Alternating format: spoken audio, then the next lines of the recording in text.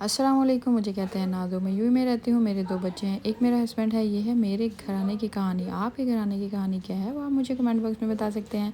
और आज मैं आपके लिए बहुत ज़बरदस्त सा आमलेट लाई हूँ, लेकिन ये थोड़ा-सा मेरा ख़राब हो चुका है जब मैंने इसको फ़्लिप किया, बिकॉज़ ये नीचे लग गया था। अच्छा जी, यहाँ मैंने आलू ले लिए हैं 3 अदद, और इनको बारीक इसकी जैसे हम राउंड शेप में काटते हैं उससे काट लें, या फिर इसको हम दरमियान में कट लगा कर एक इसकी इस तरीके से भी हम इसकी शेप क्रिएट कर सकते हैं। और अगर आपके पास चिप्स स्लाइसर है तो उसके ज़रिए से भी आप इसकी कटिंग कर सकते हैं। अच्छा जी, मैंने इसकी बारीक-बारीक जो है इसको राउंड शेप में और कुछ इस तरीके से मैंने इसको दरमियान में कट लगा कर काट लिया था। अभी ये कटिंग मेरी कंप्लीट हो जाती है तो मैं 2 अदद अंडे लूँगी। अच्छा, एक रीज़न ये चिपकने की भी ये है कि अंडा भी अंडा कम है।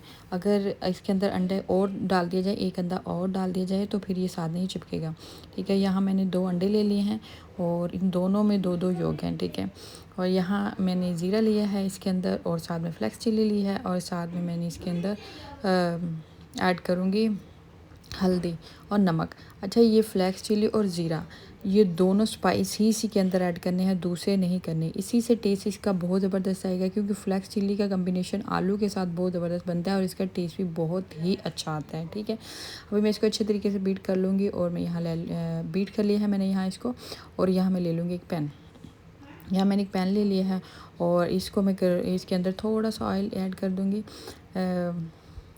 बस इतना ही ऑयल ऐड करना है। ये देखिए, इस ढक्कन के मुताबिक, यानी कि इसे रेगुलर एक बड़ी स्पून जो होती है ना वो बनती है। ठीक है, और ये पोटैटो है, मैंने इसके स्लाइसेस जो बना लिए थे वो हैं, और जितने थोड़े से बारीक हो सकें वो ज़्यादा क्रिस्पी बनेंगे। ठीक है, अगर आपके पास स्लाइसर है तो उसे कटिंग वाले आलू कटिंग स्लाइसर से काटें। ठीक है, इससे ज़्यादा वो क्रिस्पी बनेंगे। ठीक है, अच्छा जी, ये हो गया मेरा।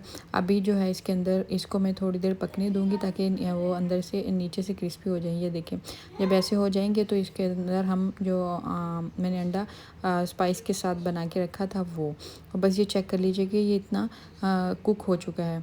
अगर अच्छे तरीके से पक गए हों थोड़े से तो उसके बाद ही अंडा ऐड करें, क्योंकि अच्छा जी, जब मैं इसको फ्लिप करने लगी थी तो ये चिपक गए हैं। अच्छा, ये अगर नॉन स्टिक पैन में बनाया जाए तो वो नहीं चिपकता, लेकिन इसमें भी नहीं चिपकता, लेकिन इस दफ़ा पता नहीं क्यों चिपक गया। आई होप कि आपको